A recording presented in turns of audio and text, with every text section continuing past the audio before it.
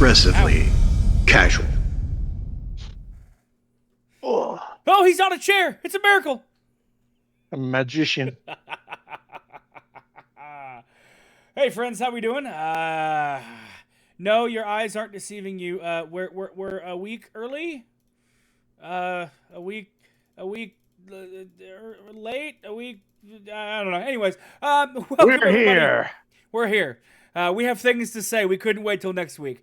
Welcome everybody to Aggressively Casual. This is the Dune Awakening Special Edition. I called it the urgent episode this morning, and Cheeks laughed at me. I'm like, no, we got things to say, and I really wanted to break out my urgent stamp. Come on, man. Right. I wanted to break out the Various- you don't get to, For you don't get various to use definitions of the word urgent. right exactly. You don't get to use the urgent stamp very often, so it was really cool. I got to break that out. But welcome everybody. We are here. We're glad to be here. I am FreeBird as always. This is Senshudo. With me as ever to my internet left is the one and only Cheeks Miller. Hi Cheeks, how you doing? Hello. New headset? I like it. It looks nice. You look good. That's because last night, right before I got offline, my headset made a really sad crying noise. It's very difficult to describe the sound that came out of the headphones. But I noticed all day yesterday I was having these little audio glitches. You know, people would go robotic, or there'd just be these weird. Do you remember? Were you on at one point? I was like, "What the hell was that?" Yes. Because again, there was this weird like that came out of my fucking speakers. Is that And I was why? like, what the hell was Is that that? why your mic audio would cut out constantly? You know what? It might have been, right? Because we you'd be talking and it'd be like you'd be saying a sentence and then like Jeff and I would go, "Are we nuts? Did he stop? Did he have a stroke? Well, did he stop neither talking?" one of you said anything, but so then right before I logged out, suddenly it just goes "Nyeh," and it just went dead. Yeah. And I was like, okay, maybe the batteries died because it happens. And I'd had it on longer that day than I normally have, and true. I plugged it in and no green light. It's like, so I unplugged it, grabbed another cable, plugged it in, no green light. Right. So to Amazon we went. These are the Turtle Beach Stealth 600s. I like them so far. I know you've had them for all like 10 hours, but what do you think? Yeah, I like them. I went back and listened to some of my recent ambient tracks in them, and the sound is really good. Okay, good. I like these because they have a somewhat flat response. Right. I like a flat response in my headphones so that my EQ settings are my EQ settings and they're not compensating for something in the headphone. Well, for once in your life, you're not compensating for something. I know. It's weird. But anyways, guys, welcome They're everybody. little. Yeah, go ahead. Move. Welcome everybody. Enough about the headphones. It's good to see y'all. We have been playing Dune Awakening. I would love to say since Thursday. Yeah. I would love to say since Thursday, but It's been since Friday. So for those of you not in the know, Dune Awakening launched in an early access period for 5 days. If you bought the deluxe or the ultimate edition, I think they were called. Right. The two higher Actual price launch editions. is tomorrow. Actual launch is tomorrow. Wait, I should say the cheap version launch is tomorrow. No, we'll say the full launch. We'll just go with that. We'll the full launch was last Thursday. Let's be real here. No, it wasn't. I really don't think it was. But we've talked about this before. It is what it is. It's not going anywhere, unfortunately. Right. Head Start's early access it's just a way of life at this point. Right. It didn't seem to help because part of it we wondered if that was to help them ease the server load. That didn't seem to help. No, so I say we've been playing since Friday because oh boy, did we have a fun experience? So Dune Awakening announced that they were going to do private servers on Monday. Last Monday, they announced they were going to do private servers and how they would work. And now, for those of you not paying attention as much as we are to the game, Cheeks, you have a better idea than I do on how the private server nodes work. Right. So can you TLDR that real quick? So this is actually how every world server in the game works. Every world server, our private server is Dread Pirate Steve, the working version. There's a story behind that, of course. Hold just 1 second. So that is, but every world server is connected to a series of sieges. And those are your little instance servers, basically. So each siege can hold 40 people. Yep. Up to 40 people. And this is the server architecture from the very beginning. So, and then each of those server farms, those siege groups, battle groups, some of them are called battle groups, some of them are just called, each of those worlds and their subworlds are connected to a deep desert and a public places of Arakeen and Harko. Now, whether those are 2 servers or just 1 is a little hazy, but let's say they are 3, so they're connected to Deep Desert, Arakeen, and Harko. But that's it. They're not connected to the rest of the public servers. Right. This is kind of like very, very old school EverQuest, where Vashan was Vasan, Zogeny was Zogeny, different economies, different people, different everything, never the twain shall meet. The private servers are set up exactly the same way. Yep. There is a group of servers that are connected to a world server. So you have your world server, you have your sieges connected to that, and that world server has its own deep desert and its own 2 public places. None of the public servers connect. Now, the cool thing is, one of the interesting things about that is within the world server. So our public server is House of Elm. So within that server, all those sieges, you can actually join. If a friend is on a different siege, you can join them. What you can't do is make a base anywhere except for your home siege. So that's the summary of how the actual world servers work. The private servers do not connect to the public servers in any way. This is a weird thing that's been going around, but none of the servers connect to each other in any way either. There we go. I think that's mostly succinctly how I can describe the server architecture. That about covers it. Yeah. So we bought in, a group of us bought into a private server. We did that so that we bought what are you buy 6 months, right? Yeah. We bought 6 months in for the private server.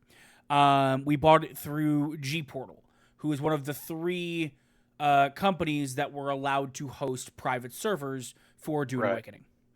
Gportal, Nitrado, and X Realm. Yep, those are the 3. That's correct. So we bought in, and then we're assured that everything would be set up, everything would be ready to go come Thursday around about 10 a.m. Eastern, around around the time servers went live. So we log in Thursday morning. Cheeks logs in to make sure everything is good and set up with the server. Customizes the things we can customize, the name and whatnot, and everything is good to go. And then all of a sudden, everything wasn't good to go. Right. Gportal as a company, it seems, fell down when boom. Right. None of the Gportal servers were up. None of the X Realm servers were up. Nitrado was the only one that had servers up. And to be fair, the first day, Nitrado servers were up and down as well. Yep. But they seem to figure it out pretty quick. So we're going along. The server is not up. It's not up. It's not up. It's not up. It finally comes up, but then it goes right back down.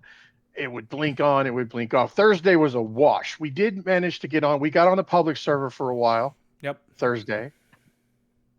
Which again, that's House of Film. Small child going across the back. But that was it. There was no access to our server. And I have said from the very beginning that one of the attractions for this game for me was the fact that you could have a private server, so I could know all the people that are on it. Yep. It's a thing. Call it my old OCD insularism, but it attracted me. Yep, exactly. Saturday rolls around. Still no server when we get up in the morning. It was up Friday. Yep, it was up. We were playing on Friday, and then they did Funcom did a hotfix and a patch, which caused all the servers to come down. And then from what I was able to gather doing some research afterwards, Nitrado was able to apply the patch and get their servers up and running fairly quickly. Gportal, on the other hand, could not. And they had a lot of problems getting not only the servers up and running, but getting the patches applied properly. They had problems with everything you could think of when it comes to prioritizing a smooth launch. None of that happened here. Including customer service. We'll get to that in a second, though.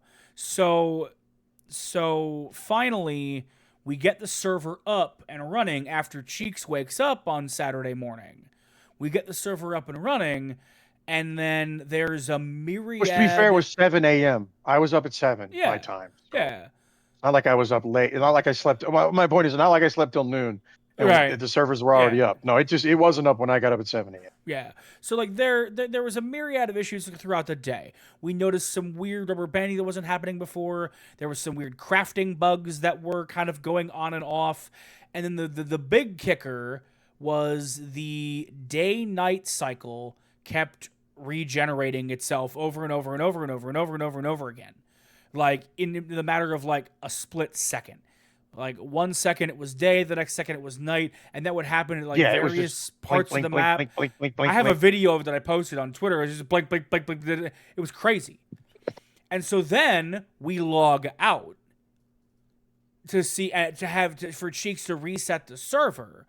We log out and log back in, and suddenly we're not where we logged out. We got dumped in Haga South at the point where you spawned the beginning of the game. Right, where you spawn, and no matter if you respawned or died, you were respawned every single time back in Haga South. And I was just like, what the fuck is going on?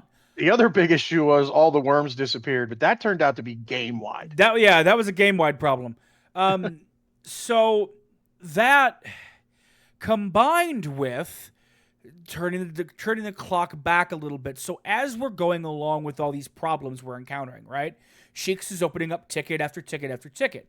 To be fair, no, hang on now. I only opened 3 tickets. That's the three thing. tickets. Okay. There was 3 that we actually said, okay, we're going to open a ticket on this. And then I opened a ticket with Funcom, right? For one of the issues. And to Funcom's credit, they got back to me within about an hour and said, "Hey, this looks like it's a problem with your server.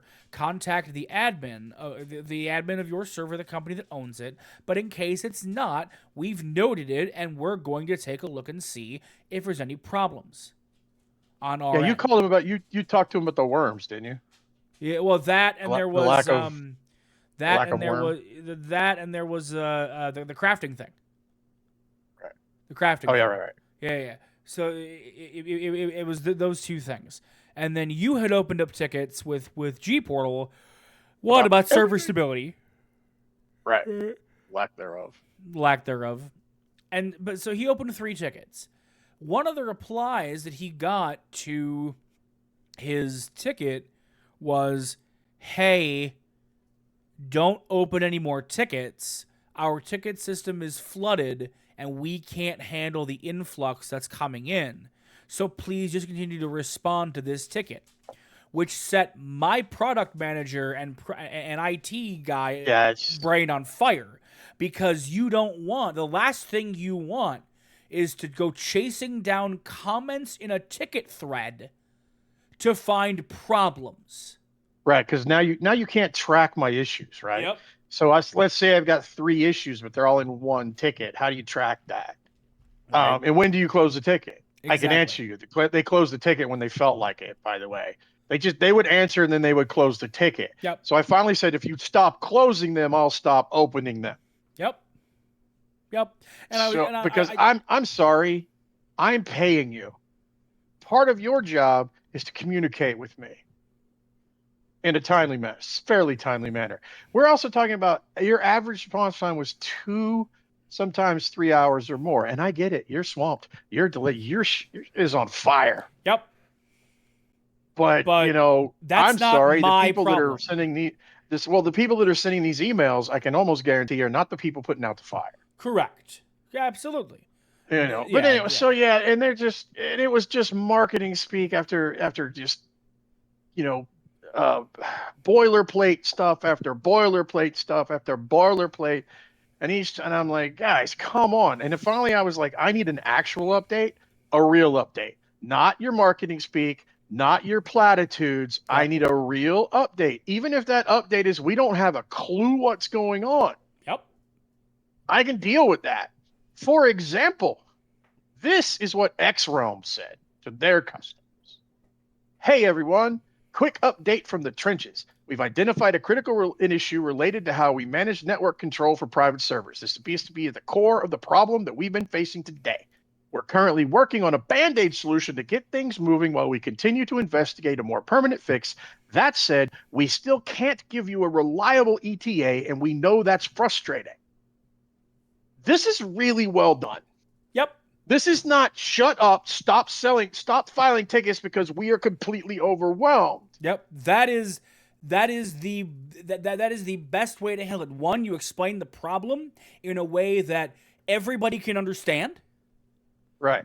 Two, you actually give a flying fuck. And here's the thing: this email ends with, right. This ends with, as you might expect, our support system is seeing a very high volume of tickets right now. We're working through them as quickly as we can, and yes, that includes any account or billing related questions. Sit tight; you are not forgotten. That's in the email. Yep. Meanwhile, please stop filing tickets because we're overwhelmed.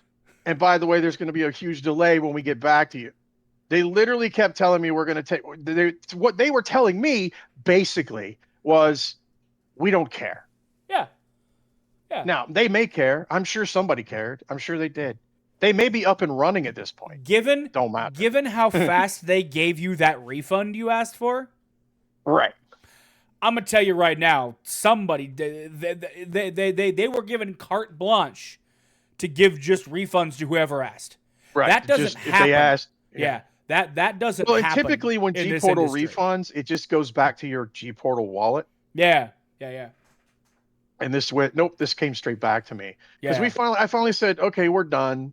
You can't give me a straight answer. I've got angry players waiting on their server. Just give me a refund. Not only that. And right. Not only that. I want to look at something. Okay. The weird thing is, up until now, to be fair to Gportal, up until now, I've had very good experiences with them. Yeah. I know if you look up Gportal on the web, you're going to find a raft of people who have a different opinion. Right.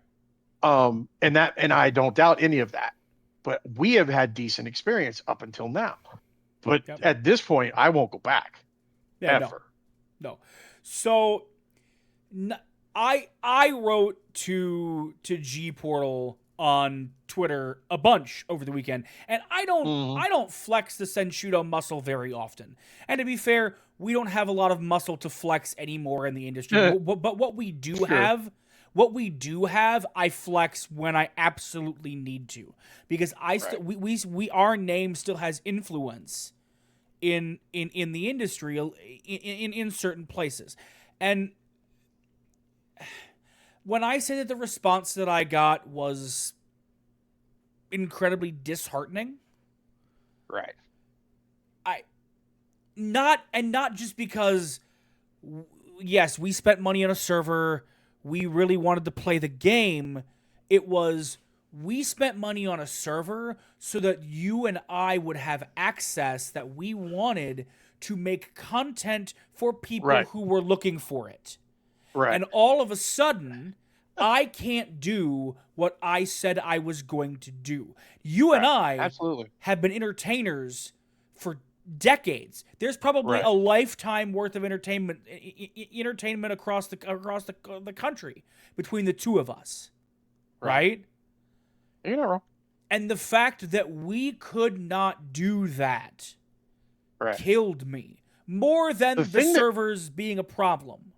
The thing that burnt me, the thing that really just torqued was when they posted on Blue Sky and Twitter, hey, the bumpy road is behind us. Oh. I'm like, really? Because Really? none of your servers are in the list right Nope. now. None of them are working. So by bumpy road, you meant we just went right off the damn cliff? Or, you just stopped the car and said, don't make me turn this thing around. By bumpy road, what they meant is they watched you play New World with me and go careening off the cliff. That's it. Yeah. That's what they meant. That's I have a thing about running off cliffs. Yeah, that's...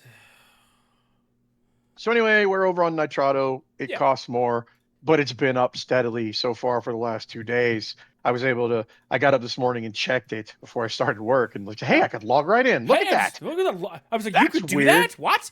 The thing was, too, every time we'd reboot the server, it would take 2 or 3 reboots for it to finally slot itself into the world server. Yeah. And anyway, it was just frustrating. Yeah. The too long didn't read it was frustrating experience. I don't recommend them. Right.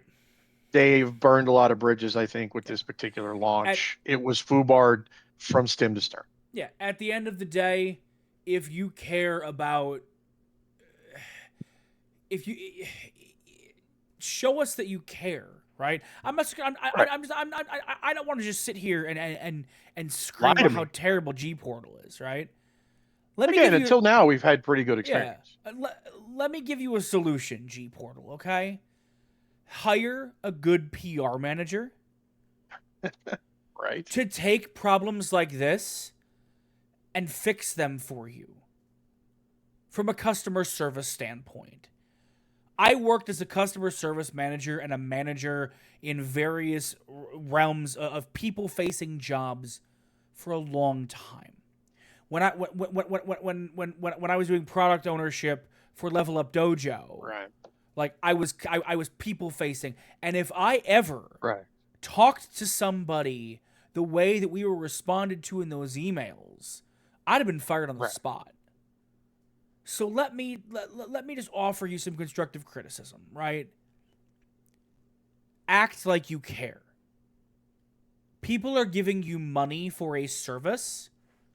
Act like you give a fuck. Please. Right? Lie to me. I don't care. Lie to me. I don't care. But I can promise you, if you actually care and just take care of people, the money will come. If we'd have got the X Realm email from Gportal, I would have been like, cool, I'll let my people know. Yep. And we'll chill out. Exactly. So sum up, Gportal bad, moving on. Yeah, beyond that. I have spent the most of my day doing the thankless task of trolling the Dune Awakening Discord and Reddit. Right. And I have compiled a list of good and bad and future hopes and quality of life things from the community. So I want to take a look at those. And I want to take a look at our thoughts and our conclusions and where we are and what we think about what we've put in probably 30, 40 hours in 2 or 3 days. 50. Oh, excuse me. 50 mumbles. Time. Put in according to time. My Steam this morning anyway. We've put in time. So, but we're casual gamers. Yeah, totally casual. So I will leave this up to you. Where do you want to start? Let's start with the bad, because I'm terribly curious, because I think there's a lot of things about this game that I truly feel are just misunderstood.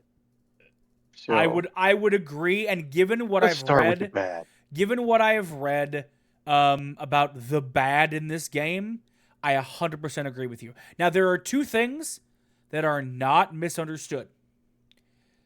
Technical problems and performance issues. Sure. There are still some of those weird little bugs, the weird sliding through the map, the weird T-posing animations, little things, right? Which I think has more to do with server architecture overall than anything else. I'm not sure how they fixed. I'm not sure how they fixed that one. the other annoying thing is like they're like I've experienced, and you've seen it on stream, when there's a cutscene that hits, especially one where like when you put the still suit on for the first time, right? There's that cutscene. My FPS dropped to like 2. Yeah, the frame rate's not the same. Frame rate goes all kinds of wonky. The cutscenes are locked frame rate. Yeah, and then the sturdy sandstorms. If I happen to be viewing the sandstorm, if I'm outside or if I'm like in a shelter where I can see the sandstorm or it's coming over me, FPS can dip at times. Stuff like that. Like it's little stuff, but it's stuff that's weird. I have seen instances of people getting placed into the entirely wrong server when they come back. I was reading about that. When they come back from doing a trial or right. Yeah, they end up on a long. Yeah. Okay. So yeah, let's deviate just a second. When you go into what they call their trials, there's a few areas that are instanced off themselves. So technically, those are going to be other things, and you actually do leave the server. Yep. You go to the instance, you do your little trial-y thing, you come back to the server. So that's a weirdity they took a little getting used to. Well, here's the thing we don't experience on a private server, right? Because you leave the server, they don't hold a slot for you. That's not entirely true according to Funcom.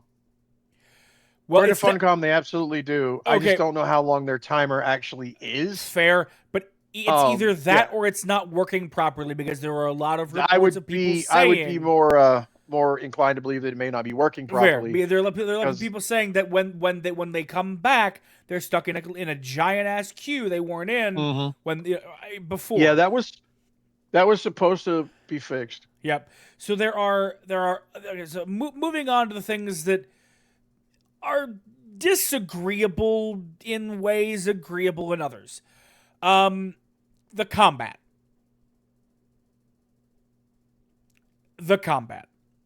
And okay. People have called the combat clunky, lackluster, lacking impact. They dislike the stamina management. They dislike the parrying. They dislike the heavy attacks to break through shields. Right. And now look. Tell me you don't read Dune without telling me you haven't read Dune. You're right, and I agree. But I don't think it is clunky. I don't think it is lackluster. Excuse me. I think it is measured. Yeah. And I think because it is the biggest thing about this game misunderstood. And I think because it is measured, it is misunderstood. It's absolutely misunderstood. Now, the parrying issue is an issue, but that has more to do. What they've done is they've developed a style of combat that can be dependent on well-timed parries. Problem is, when your server's laggy and you think the guy is one spot and the server thinks he's another, it doesn't work. But that's not a problem with the combat system. That's a problem with the server not having updates in a timely manner to tell you where the 2 people or 18 people in the combat actually are. The combat itself, the melee combat, is very Dune. I'm going to make one quote from the book: "The slow blade penetrates the shield." Yep, that's what that's all about. Yep. It's very Dune. It's very on brand. Yep. Is the combat great? No.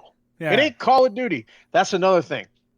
Don't just run in there willy-nilly. You're going to get raw stomped. Yep. You're going to get curb stomped. Again, and you're going to get curb stomped fast. Again, measured combat. This is part cover shooter, part tactical shooter, part tactical melee. You have to pick your battles.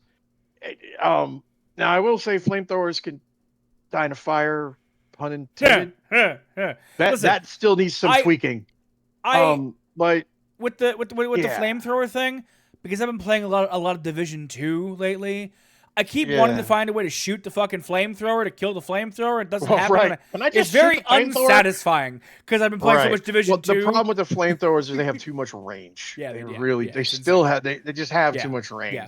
So I'm sorry that you should not be able to hit me with your flamethrower from the same range that I can hit you with my sniper rifle. Yeah, that ties into like this weird thing of I'm seeing a lot of reports about punishing mechanics. I'm seeing a lot of reports Okay, of I balance kind of have issues. to agree with that. Yeah. I don't think what I told a friend of mine the other day was because she was watching us stream it, Okay. and she was like, "Damn, this game looks fucking punishing." And I'm like, it's I don't say it's punishing. I will say it's unforgiving. Yeah. There's a slight difference there. There Yeah. really is a nuanced difference. It's a It fine is line to walk. unforgiving.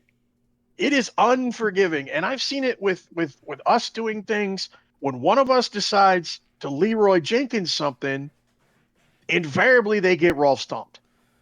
I don't know what you're talking about. I never I know you Leroy don't. Jenkins I know anything. it's totally not you at all. But that's what happens. But the problem is, part of the problem is I think we've been too well trained by your Call of Duties, by your Borderlands, by your Fortnites, By we your are too Division. well trained Yeah. by your. But nah, I don't agree there because the Division is a cover shooter. Well, yeah, Now, but yes, you can talk about your fucking God build all you want, but not everyone has that build. Correct. Yeah. And when you're playing the game normally, that doesn't apply. And go ahead. I'll tell you what, we'll get in a division, we'll put it on the hardest difficulty, and you can walk out in the middle of that room with your build and just stand there and we'll see how fast you die. Yep. Because as much as your build is cool, don't get me wrong, I don't want to get too deviated. There's some requirements to make that work. Yep. And one mistake, and you're a puddle on the floor. Yeah. Well, and same thing in Dune. Same thing in Dune. Haven't... One mistake. Yep. Excuse me. Now, stun locking is another issue. The stun locking can probably be turned a little bit more. A little? The stamina. Well, yes, a little, because I have found that once you get used to it. Well, look, you watch me walk into a room of 4 different melees the other day and curb stomp them using the voice and Shigawire. That's true. That's true. And this is the part where I go, learn your abilities. Right, but let me counter that for a second. And I'm not saying that's bad.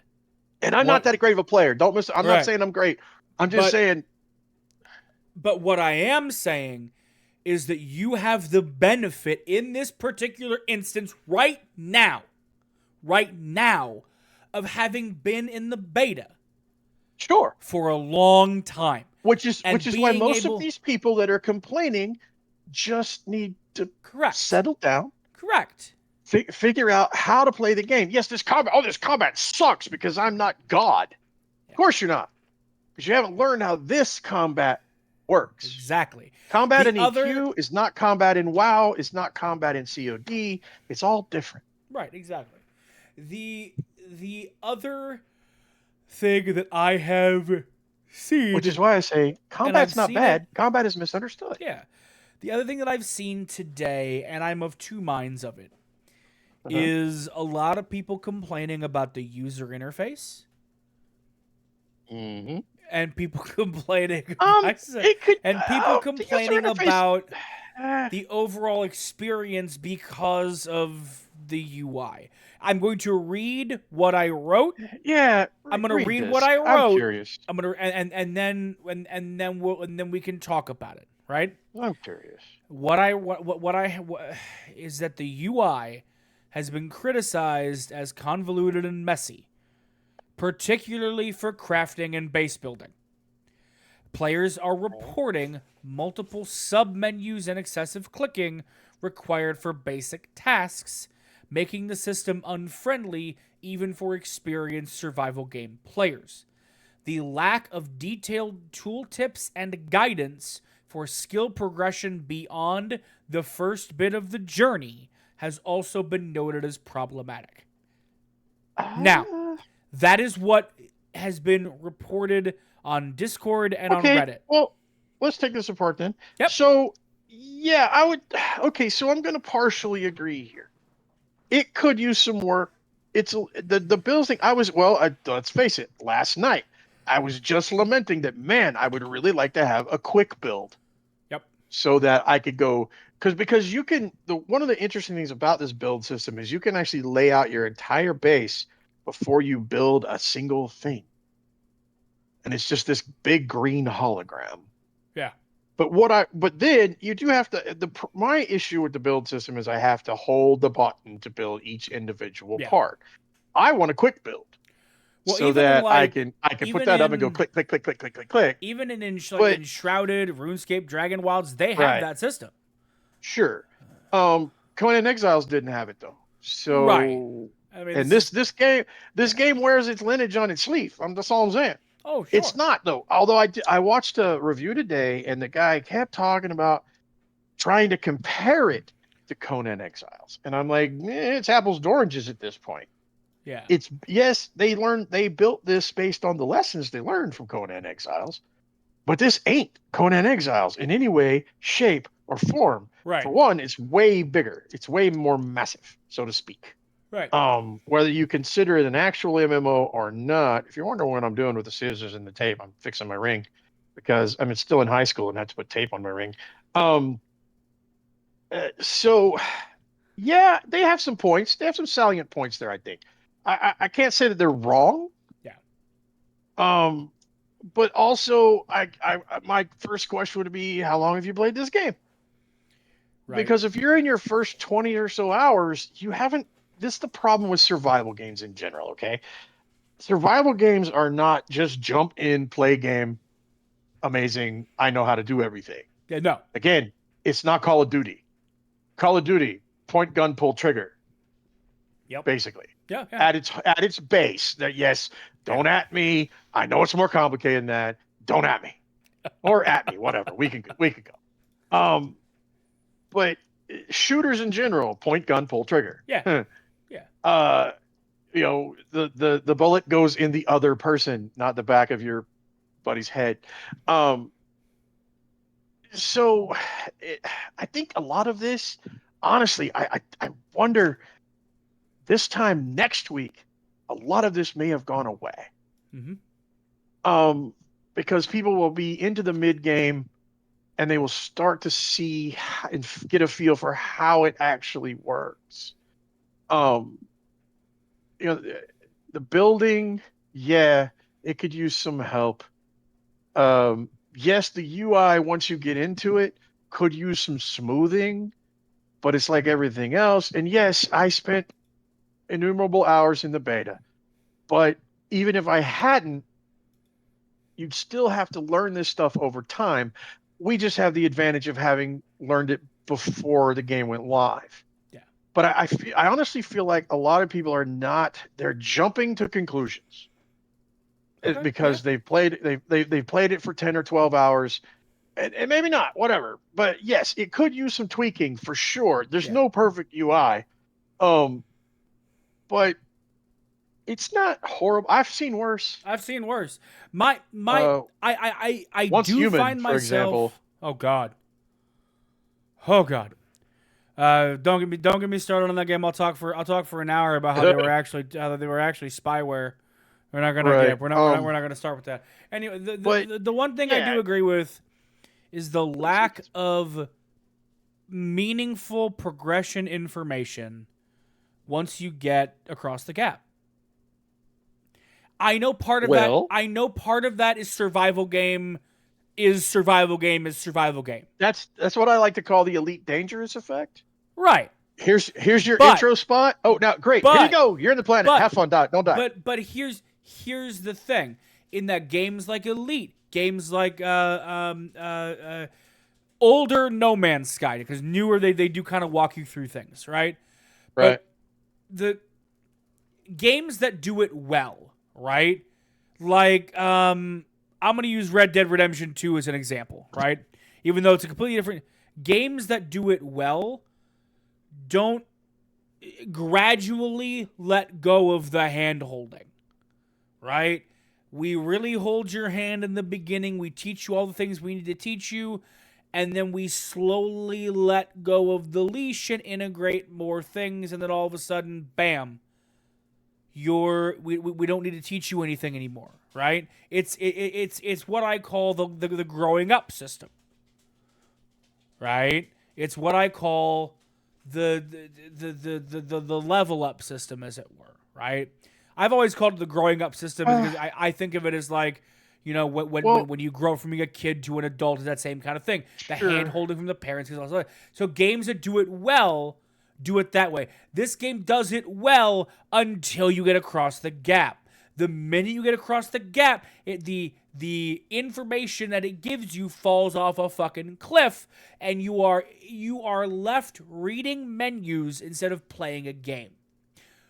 Again, what information are you missing? Part of that is survival game, and I understand. I'm not mad about it. I'm just saying. I'm just reporting. I'm just talking about. What people my are question saying. would be what information exactly do you want? And that's where my first question. And that's because here's the thing. Let's talk about skills let's talk about this class system for a second. Yeah. Class system is completely wide open. Yep. The only choice that matters is the one you make it the first. Yep. That's it. Yep. Because every class in the game can be opened. You can eventually earn every single skill in the game. Yep. So it's literally look at the skill tree, decide I want that, and that. What I think people are wanting, right, is I think that they want the quests as they were, right, to guide them to the next part of where they're supposed to go. Part of that, I think, is Funcom's original mistake in calling this game an MMO.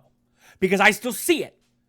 Every freaking article I have read for a week it's has marketed called as an it MMO. an MMO. Absolutely. Even though Funcom So stopped basically what you're telling me is they want WoW. Ago.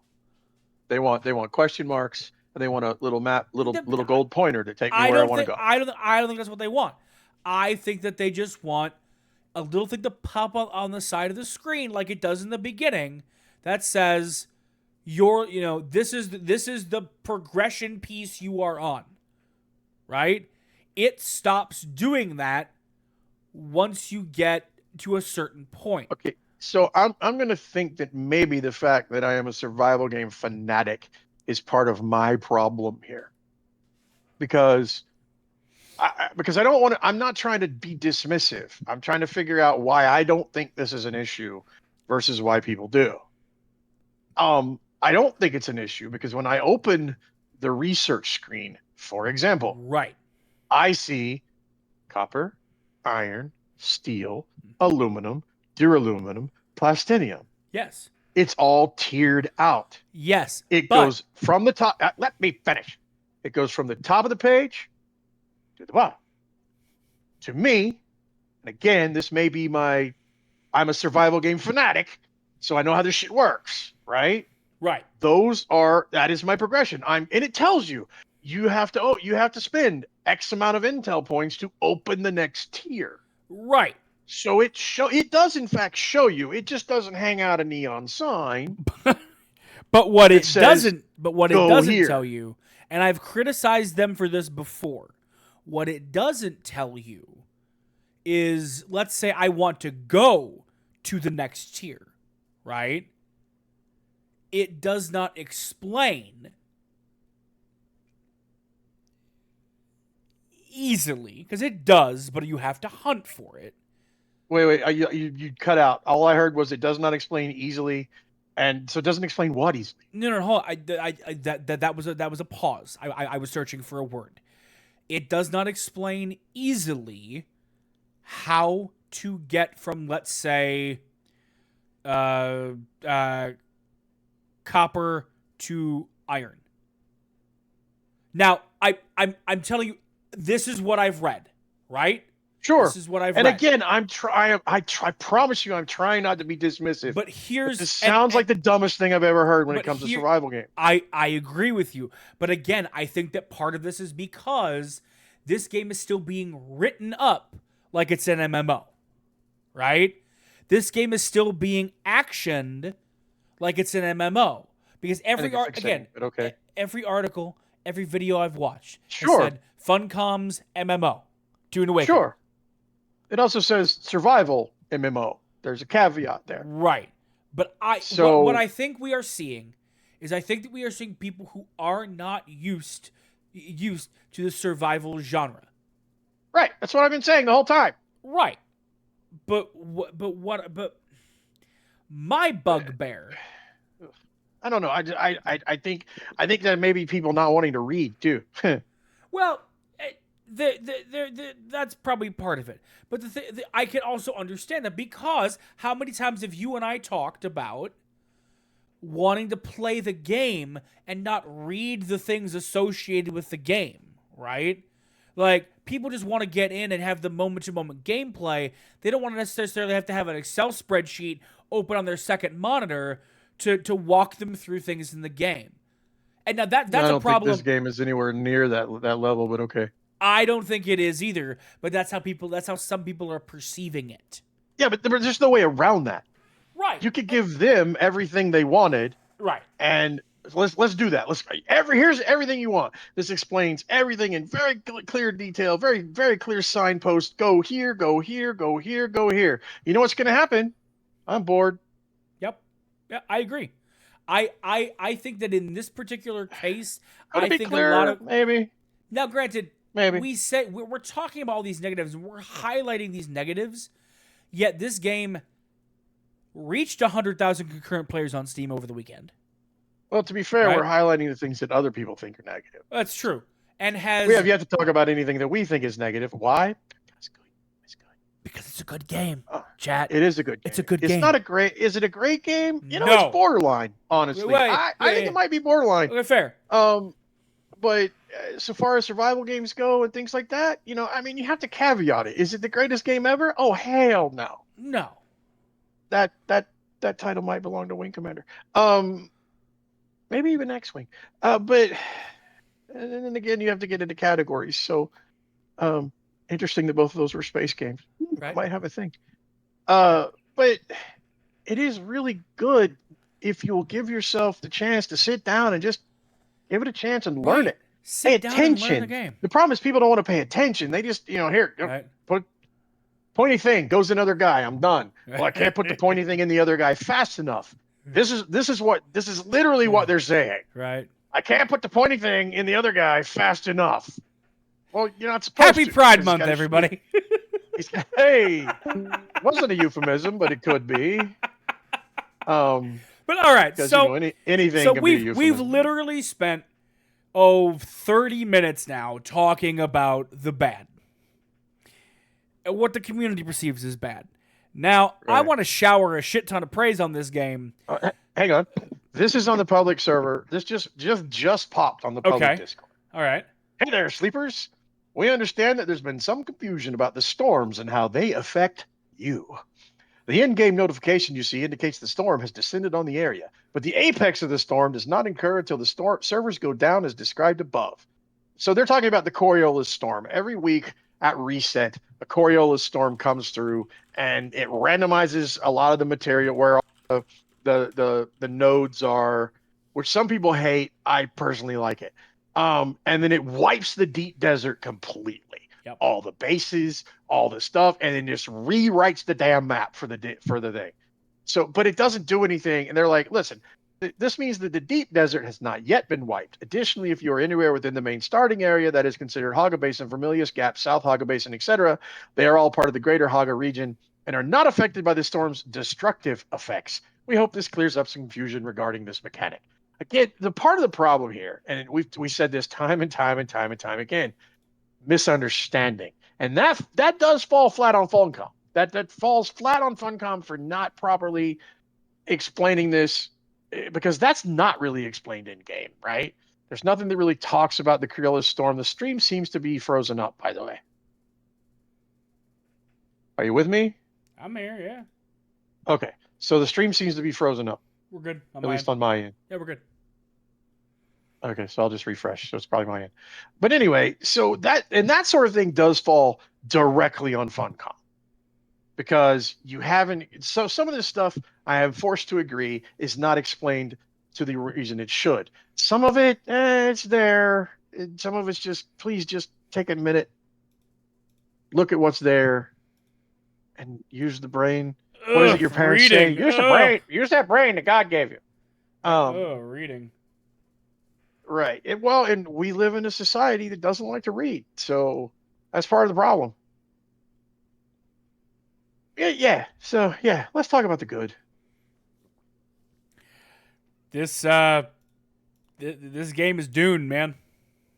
Right. Well, that's just it. If you're a Dune fan, whoo, there's a lot here. And we said this. There's a lot There's a here for you. lot there. I realize it's alt history Dune, but it is quite well done. Yeah. And you don't really spend a lot of time thinking about it. I spend more time looking at how they've connected characters from Dune into this story. Yeah. Because it's not always in the way you would expect. Yeah. The atmosphere, the world building, Right. the features of like, oh shit, I need to disable my shield before I go running on the fucking sand.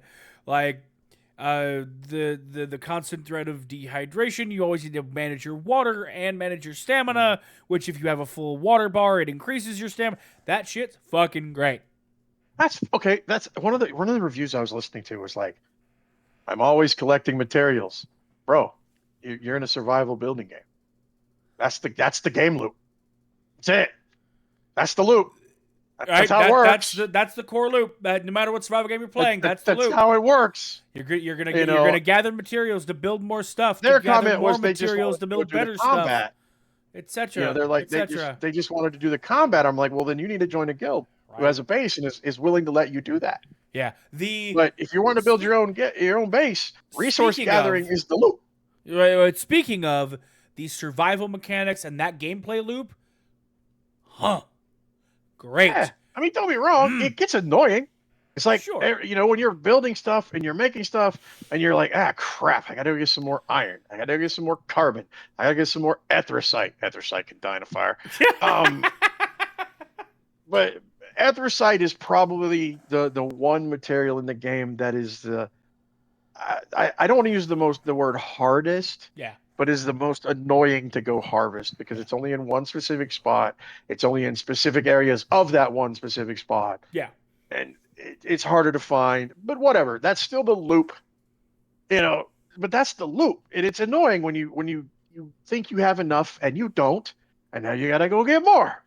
Yep. But that's how survival games work. That's a survival game. I don't know what to tell you. Right, I don't know what to tell you. The thing that I was reading a lot is that people are showering excessive praise on the balance that the game has between these survival mechanics and that whatnot, and like the challenge of that, but how playable it is. Yeah. Right? Everything feels accessible as long as you pay attention and understand what you're looking for. Everything feels accessible. Everything feels like...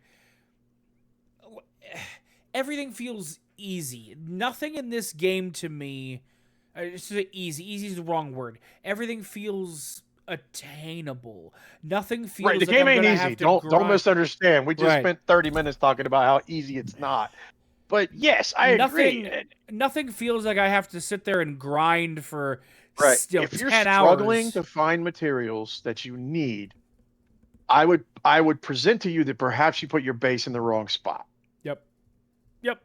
Because and I will say that location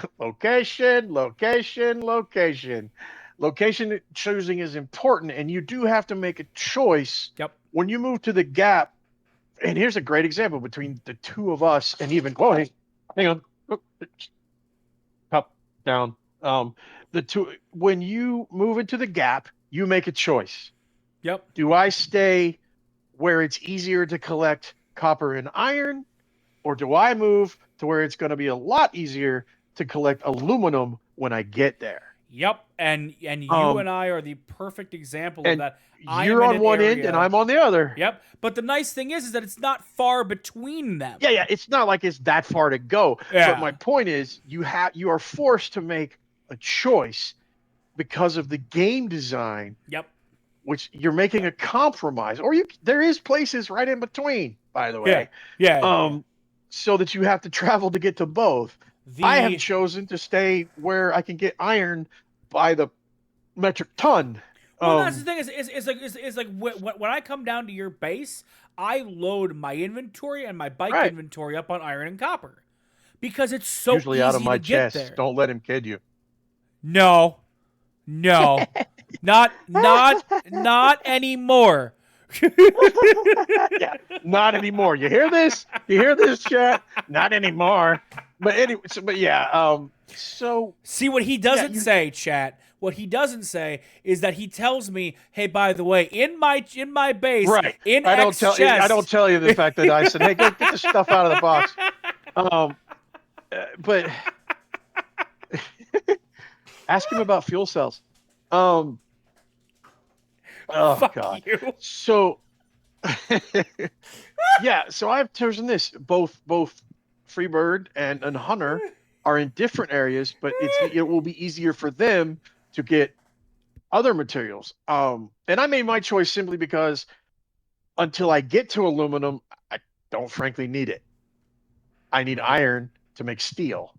So I've got two tiers where I need the same material. Right, exactly. Exactly. So whatever, but the point is, this was a conscious design decision by the devs. Yeah. This was so it's learning how the game is put together. Right. And I know I keep coming back to this, but geez, you can't. If you just want it all handed to you, go play Mario. Right. Well, the other thing, because the thing, I say that because it's not going to happen. That's the thing. right? But so to tag onto this, right? To tag onto the world building thing, right? Is the story there's two stories in Right. there, right? There's the overall story of the game, which from what I've seen so far is really fucking good. Right. Really, really good, especially how your player ties into well, for the most part, the world you. Don't give two shits about you. Right. Well, what I like is how your player starts to tie in to how, because when you start, they don't care. I know, but you're just John Q. Dude. That you're the next dude that's going to be a pile of bones in the middle of the desert. Right. But what I find so interesting is, like in the Elder Scrolls Online, there are little pockets of stories that are so well They're built. really good. Some of the side mission stories are really good. Just some of the little stories inside the areas, which brings me to another area I want to talk about that I've seen talked about a lot. But like the testing station, that first testing station, that's what you're like, Jesus, I just walked into a horror game. That first testing station, like you start listening to the logs in that testing station, and I don't. Yeah, I would. That's what. Okay. Yeah. That's a great point. I would encourage people, when you find one of those little log things, listen to it. Absolutely, because that's where you're going to get the story and the lore and the things that are happening. And there's a lot of references to do. Like the other day, I came across a reference to Bijaz, which is a character from Dune Messiah, which may have a lot of significance as Villeneuve gets into the new movie. Yeah. Then not long after that, I came across a reference to Fade Rotha. Yeah. So if you're, again, this is where I go, if you're a Dune fan, don't skip the logs. No. No. Don't skip the reading either, because they talk about this. Right. It's all in there, but yeah. Like these little pockets of stories that are so well built that you just don't expect in a game like this. Right. You expect that out of an MMO. You expect that out of a story-driven game. Well, that's kind of the MMO aspect of it, right? But you world building that out of a story-driven, like, single-player game or an RPG that has side quests in it, right? Oh, so speaking of the testing stations and the ships, there's crashed ships. Yeah. By the way, there's ships that fall out of the sky. Do not let one fall on you. You will die. Ask him how he knows, chat. Right. Ask me how I know. And it was totally funny because I actually thought I was out. I was like, oh, it's just going to go over me. It did, over the top of me. But one of the things I saw, I've seen a few times actually, is people complaining about these open dungeons, like the testing stations, the ships. They're like, well, I just run up there and everything's dead. And I just have to. Okay, so here's the thing. That is what I call MMO launch period issues. Yep. because everybody's in the same spot right now. Yep, that'll go away. Everybody and all 40 people on that server are in August South. But So wait 2 weeks and But- start. And that's one of those things that sometimes you're like, wait 2 weeks before you start this game. right? Because you'll have a completely different experience than those that start at launch. Because you're going to run up, like when this game goes live tomorrow, full live, all in, Yeah. more servers will fill up, and you're going to go up there and you're going to go to some place. The story's going to go over here and clear this place out and get this thing. And you're going to go over there and everyone's going to be dead. You're going to walk through it. You're going to pick up all the boxes. You're going to loot all the things, and it's going to be a cakewalk. But that's not because the game is poorly designed. That's because everyone and their dog is currently in this same space, and they haven't played enough to spread out a bit. Yeah. Because this is okay. So here we go. Here's one of the things that kind of is when you start talking about MMO versus for an MMO, it's very linear. Yeah.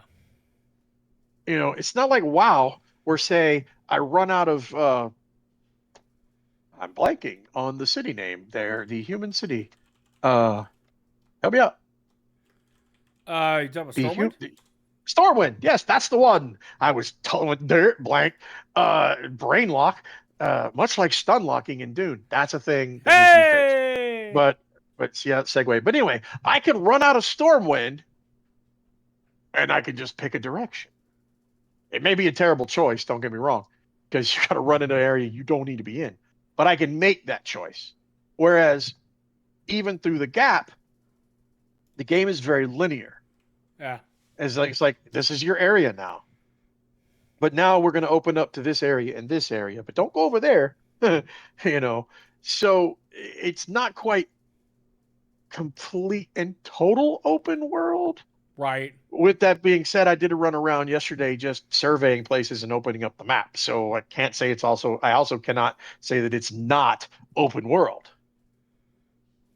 But yeah, the whole open dungeon concept, and it actually has led to some, you'll encounter people that you never necessarily wouldn't. That doesn't mean you'll ever encounter them again, but and you'll work together for that small time. Yeah. And then you'll go your separate ways. So there's some dynamic things. And I did meet some people on the public servers where you do end up playing, with them more and more. And that's that MMO aspect, that social aspect. Yeah. But if you don't have anywhere to do that, well, then it's just a single player game on a server or a co-op game on a server with just what, Right. So yeah, I don't see that as a problem. I don't see that as an issue. I see that as a launch issue for every MMO ever. If you were around when WoW launched or EQ launched or pick one, those first few days, oh my God, you could run out of Stormwind, you could run out of Ironforge, you could run out of Caledon and EverQuest, and everything is dead. Yep. And you sit there and you're go, fighting for spawns. You're sitting there watching dudes camp spawns. Right. To get Hi, Trish. To get one thing. Trish, where? She was behind you. No. She's sneaky like ninja.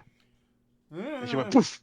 Poof. She went poof. Cloud of smoke gone. Yeah, right. Yeah, that tracks. That tracks. But so I think that's more of a launch woe than it is a game woe itself.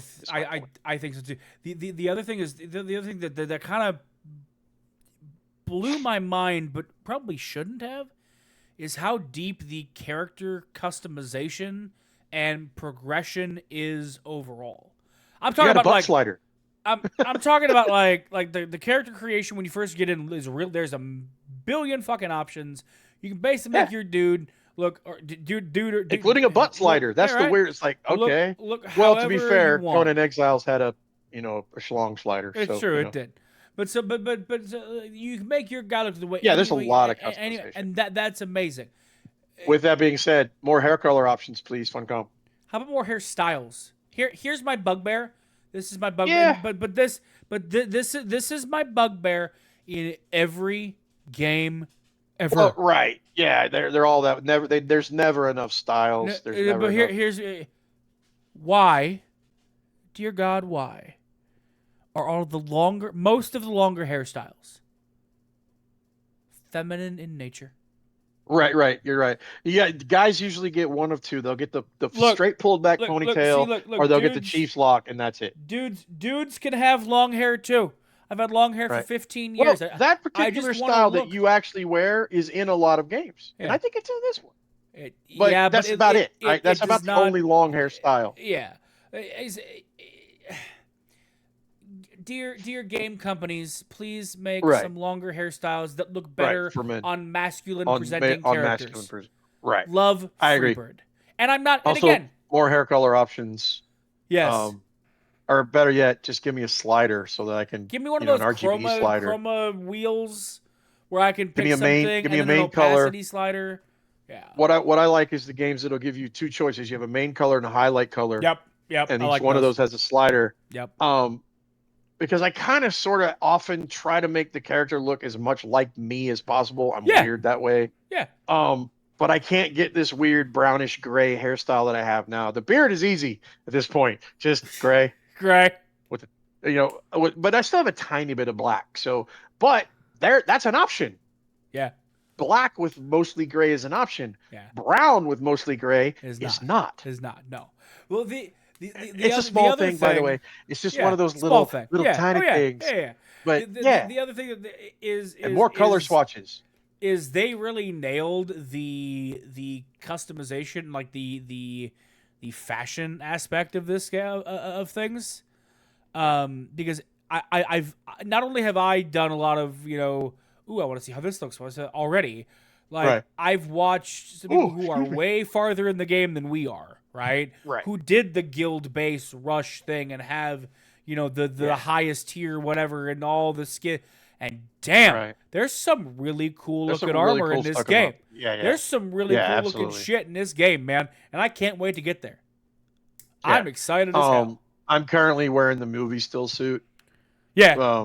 Just because, although again, I would love to see, that's another thing I would love to see is more customization options of individual pieces. We talked about this. It's like, I want to wear the movie still suit, but I want that poncho that this other still suit had on too.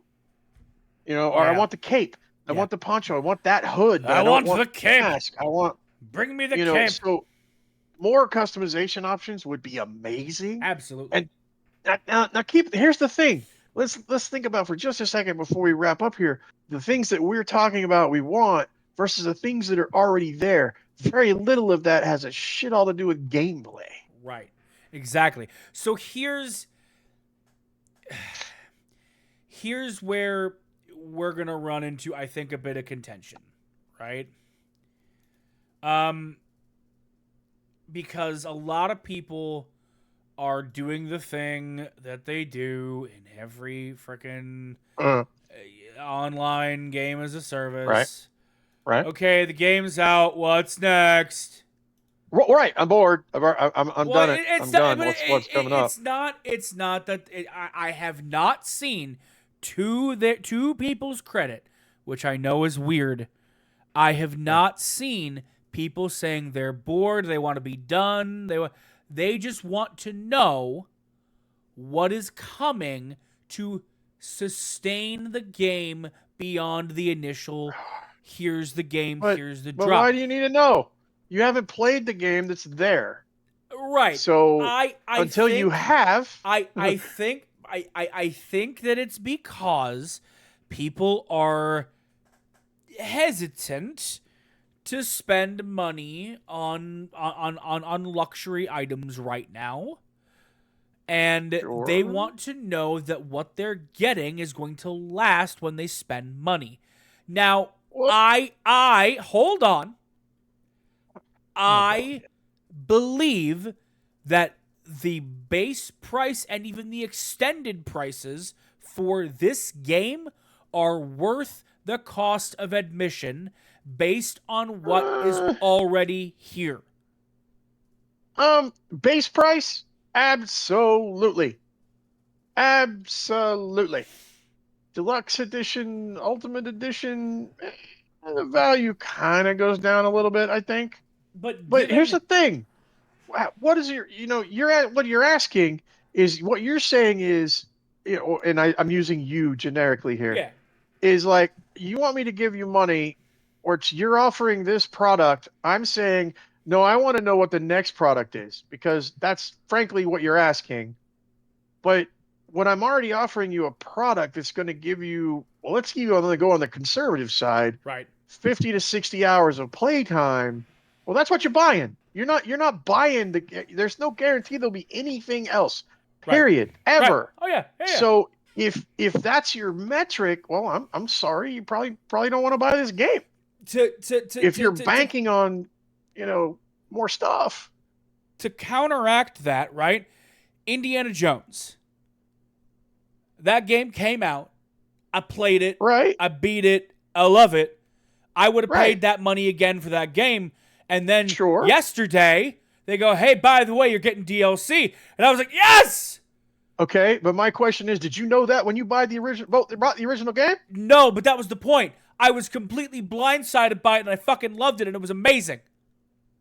If I would have known it was coming, I would have been pissed.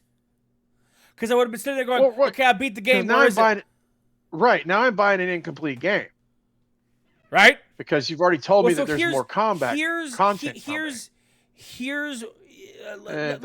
That's just you're never going to please everybody. Let me read what I wrote, and then we can talk about it on this one thing, right? Long-term content viability. Several reviewers expressed concern about the game's long-term appeal and content depth. Players worry about repetitive gameplay loops and question whether the endgame content will provide sufficient motivation for continued play. The reliance on PvP for endgame progression concerns players who prefer PvE experiences. People are afraid the game is going to be New World, is what I'm reading on that, right? Where the game has an incredible single multiplayer a PvE experience, and the end game is PvP. You know what? Every game ends. Even MMOs. WoW will eventually end. Yep. Every game ends. Every game ends. If the product that is being presented, nothing else. If the product that is being presented is not enough for you, then why are you going to buy it on the slim hope that something might come along that'll make it enough for you? Yep. Either buy the product that's there, or don't. I get it. You want to, but do I want more? Absolutely. And and I could postulate this. We are looking at a very small portion of a very large planet. Yep. So there's plenty more to come that can be done. So will they? I don't know. I can look at Funcom's track record and kind of go, But I can also look at the lessons that Funcom they'll be DLC. So I'm just like, I don't know. Well, the other thing. This sort of thing annoys me because it's just like, buy the product that's presented. Yep. Not the product that you hope is presented. And my thing is like, look, guys, you want you want your cake and eat it too, is what you want. Right, but beyond the buy the product that's presented, like the same people have this sentiment about reviews as well. Well, review what the game could be and give it a better score because it could be great. I saw that shit with fucking Elden Ring. I can also say, my first question would be, who was making those reviews and what do they do for a living? Because if the answer is they play games for a living, there is no game ever that will satisfy that. Yep. None. Zero. Zilch. You play games for a living. You play games 8 hours a day, every day. There is not enough content in the world to satisfy that. Yep. So, if that's your metric, and most of these reviewers, that is their metric, that's all they give a shit about, is what is good, is what they want. But what they want is not what everyone else is playing. That's just it. Now, everyone else doesn't have 8 hours every single day to play. Yes, I played all day this weekend, both days. Yep. But it's on the weekend. Yep. Through the week, I might get 2 or 3 hours a night if I push it. Exactly. So I want to go over a couple of things that the community has in the what I call hopes for the future section, right? Sure, if you got it for free on Game Pass, man, that's a hell of a deal. Right. Yeah. Sure. Yeah. Right? Sure. Right. But so in this hopes for the future section, right? This is going to annoy you. So Probably. Combat system overhaul. Why? What are they going to overhaul? The primary hope centers on significant improvements to the combat system, particularly melee mechanics. Players want We're more right back and to more our. Yeah, they want more. We're right back to the first argument we had over this. Impactful combat that feels worthy of the Dune universe is and what I think wrote we down, have it right now. And here's I think the we thing. have it. That's the thing. Here's the thing. Funcom has said, "Hey, we are looking at it and we are going to tune and fix some things with the melee combat." So they, i.e., we're going to cave in and they're going to fuck it all up. They agree there are some problems. Now that doesn't necessarily mean they're going to fuck everything up. Perfect. Right. I never said it was perfect. Right. Here's the thing. Yeah. Right. There's a difference between tweaking and overhaul. Right. There's a huge difference there. And then again, and then balance and quality of life improvements. Quality of life things like you and I talked about that build all button, right? Sure. A little bit more intuitive menu movement, stuff like that, right? Sure. So it's little nitpicky I'll give you that. It's little improved tooltips would be nice. All right? Sure. Yeah. I'm meh on that one. Don't matter. It don't affect nothing. Yeah, right. But I'm just I'm going off of what I'm reading from community sentiment, right? But I'm telling you, all these people complain about the combat just misunderstand how it works. People are talking about like a rebalancing of punishing mechanics. What the fuck does that mean? Game's too hard. Make it easier. Jesus Christ. But what is so punishing? It needs a rebalance. The eye roll, chat. Can you hear the eye roll? There's nothing in this game is so punishing that it needs a rebalance. Remember the reports from the open beta about the reports from a few days ago about the deep desert PvP stun lock combat thing? Well, right, and we've talked about the stun lock. That needs to be fixed, but that's not a combat overhaul. Well, you're right. But I think what's possibly broken. That's what they mean about rebalancing punishing mechanics. I doubt it. They want push button kill guy. I'm moving on. Well, go play Fortnite. Yeah, you go. I was like, go play Fortnite. You're not gonna find any help here. I'm sorry. Right. Whatever. At me all you want. So the combat in this game is okay. Okay, let me rephrase. The PvE combat in this game is fine. You need to learn how it works. Yeah. The PvP combat, yes. You've got to fix the stun lock thing, or you've got to give people counters for the stun lock. Absolutely. Yeah. I will never say you don't. That has to be balanced. But on the other hand, I don't think you can balance both of them. And I've said that before too. So here we are. Unless they start dropping PvP only like combat talents or something. Right. Like that's the only way that's ever gonna But then you're right back to what we talked about before. Is you're balancing both of them separate, which is really what you have to do. They can't coexist. Right. No game that has them do they coexist the same way. Every single game makes allowances and changes between PvE and PvP. They all do it. Yep. So it's just. But yeah, does PvP need to be balanced? Sure. I'll give you that one. Yeah. But does the combat itself need to be changed? No. So I think that overall, like, players are frustrated. You know what they do need to do? They need to turn down these damn Coriolis storm effects. They're getting a little out of hand.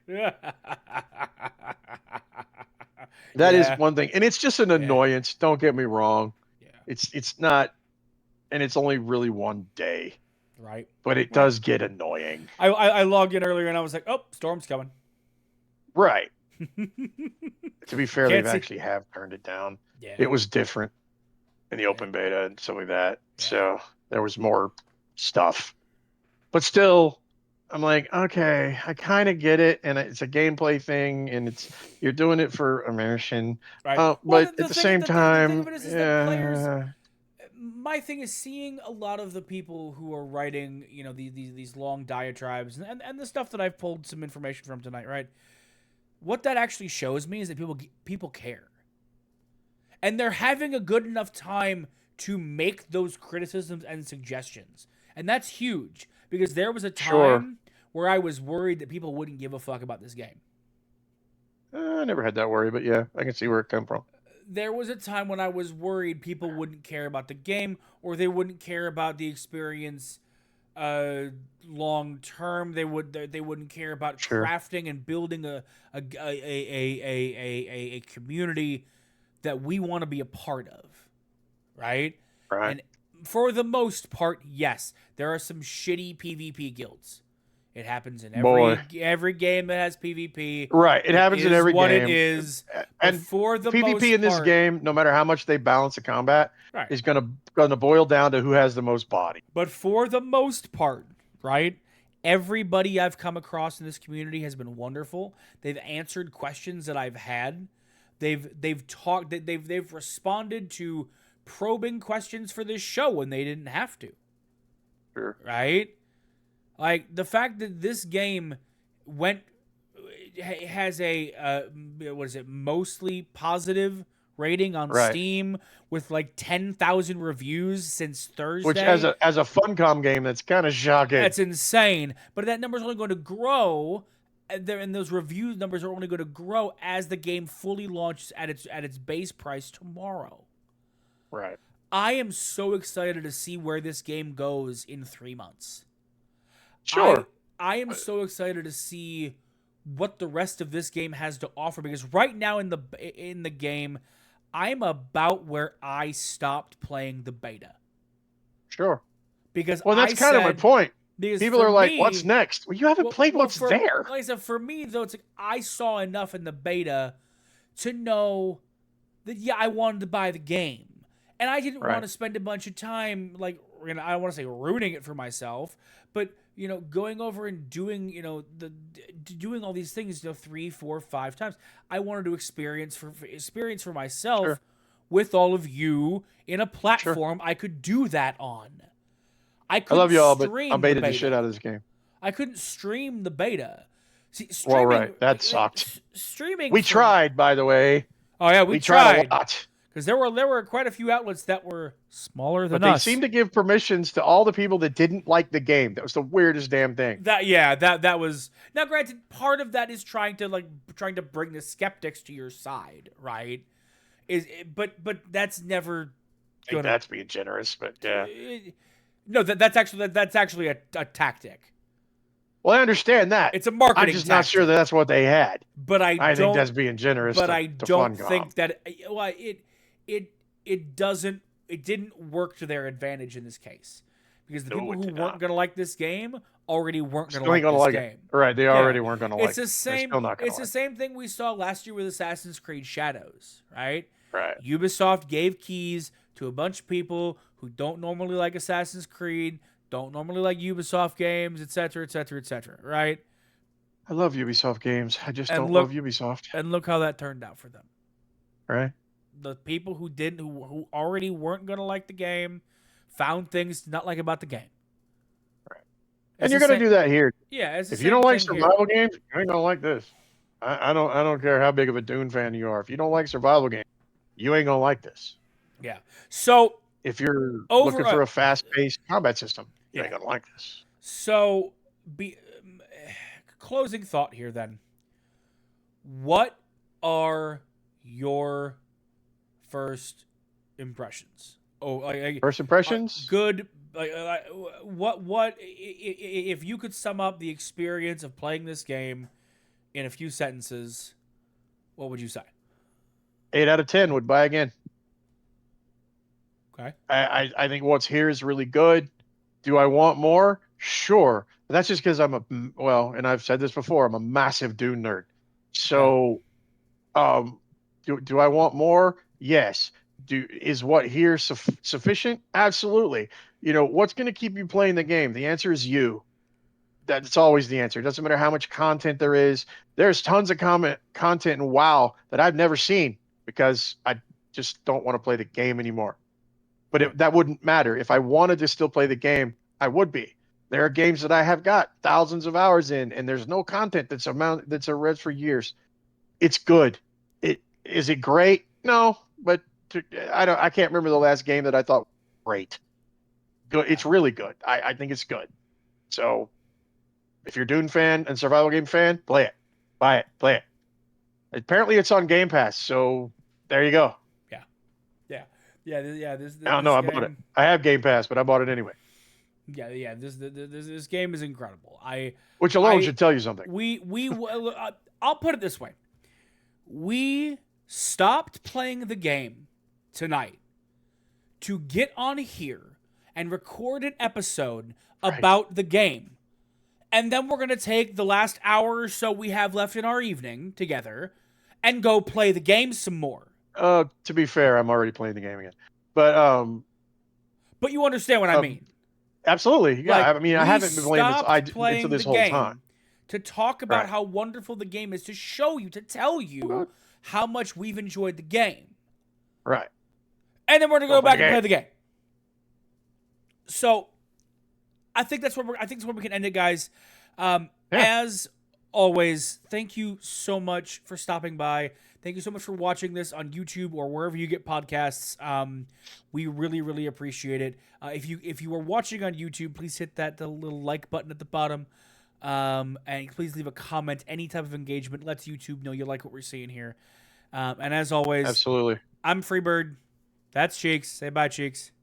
See you guys. This is Senshudo. We love you. See you in a week this time. All right. And we'll see you next week. We love y'all, and we'll talk to y'all again real soon.